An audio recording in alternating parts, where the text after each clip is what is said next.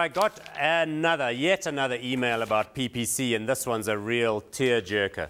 It's from Marnu van Niekerk from Howick. He writes, I'm 14 years old and I'm building a portfolio of my own on the stock exchange. Excellent. He goes on to say, my dad says it's wise to make informed decisions about shares.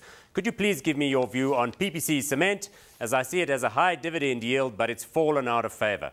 Okay, so I want to make a point here about patience, about timing and about cycles.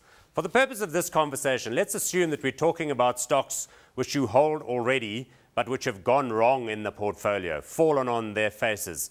Not small cap, silly mistakes, things that you bought on a spec, on a whim, which have collapsed or gone to nil, or these sort of universal bear market mess-ups, in other words, where everything in the portfolio is done. What I'm talking about here are good stocks in relatively good times, like we're living through now, that have gone bad. And these are stocks which, you know, you'd have to say are the ones that attract the most attention in terms of being dogs in the portfolios. Let's look at the charts. Now, PPC is an example for sure. This is a stock which was trading at 50 rands a share not so long ago, plummets down here to 25 rand 10. We've had this case many kinds of times, and we've talked about this on the channel about it's fallen down because of the collapse in private building activity and the fact that cement consumption has fallen for a long time. Let's move on to another stock, for example, which we don't talk about much on the channel, and that's Nampak. You know, that's a stock which has also had a bit of a rough run. This is not looking all that bad, but the truth is that it used to be up here before. In this period where the market's been quite strong, it's actually done very, very little. This is a stock which has been prone to import competition. So they lost a couple of key contracts. They made some management mistakes buying businesses in Europe and elsewhere. They've had some replacement management, new team in place now, starting to look a little bit more favorable. But in the final analysis, you'd have to wonder whether they're going to be able to get back to their former glory, because some of the manufactured goods that they used to service into the packaging industry are being met by replacements from foreign imports. Another stock which comes on mind is Old Mutual. So let's have a look at the chart of Old Mutual here. The fact is, this is a stock which has also done particularly poorly. It was right up here in 2007, well up into the high 20s. Does a major collapse during the financial crisis, gets totally bent out of shape.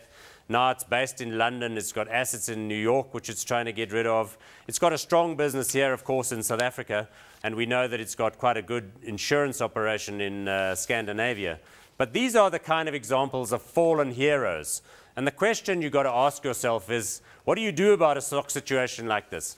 I want to make 3 points in this context. Point number 1, don't be in a hurry. In other words, I'm sick and tired of hearing people who say, well, I've held this one for 3 months and it's not going up yet. Or worse still, I've held it for a year and now it's down by 30% on my purchase price. It's all very well to say things like that, but remember, these are quality operations with a big market share, and all that's happened effectively is that they have fallen down and they're now no longer trading at the level that you used to be looking at.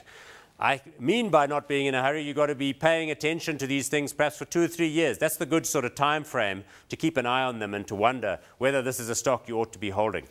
Point number 2 is, are you being paid to wait? In other words, are you being paid while you wait? And what I mean by that is, look at the dividend yield. As Maru mentioned in his message, what kind of dividend yield you're getting from a stock that's not doing well could be very important. PPC, as he mentioned there, does have a high dividend yield. So while you wait for the share price to go higher, what kind of cash returns are you getting from the stock? Because clearly, you don't necessarily want to be falling aside of the road with stocks that are doing very poorly if, in fact, you're not getting any kind of dividend yield. And we know that there are a couple of the others out there that are of that nature.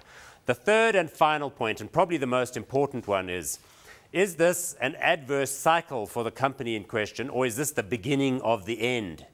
And what I mean by that is a stock like Sappi, okay, which we didn't look at, that's in the paper business, which looks as though it's going out of fashion, you know. I mean, people are doing more and more on their iPads and looking at their emails more, and there's less and less dependence on newsprint and all that sort of thing.